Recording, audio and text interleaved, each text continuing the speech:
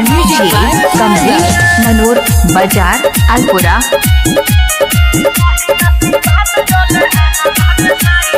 भोले नहीं दुनिया ये देत हमें साथ बा, माथा बाबा की हमरा बाबूजी के हाथ बा। ए हो भोले नहीं दुनिया ये देत हमें साथ बा, माथा बाबा की हमरा बाबूजी के हाथ बा। आजू बाजू से सपोर्ट बारे भाई के, और सुना कुछ ना बिगाड़ी के हमें धमकाई के, रोही आशीर्वाद जले हमारा रे माई के। मिट जाई काल कवनो भी टकराई के, रोही आशीर्वाद जले हमारा रे माई के।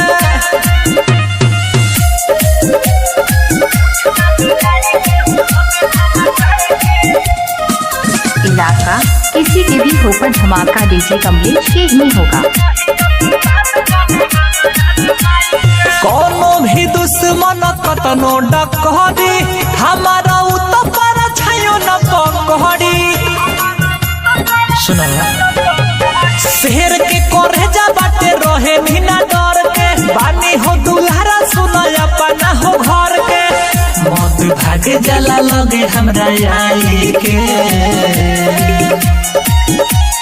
कुछ ना बिगाड़ी के हमें धमकाई के, रही आशीर्वाद जले हमारा रे माई के। मिट जाई काल कवनो भी टकराई के, रही आशीर्वाद जले हमारा रे माई के।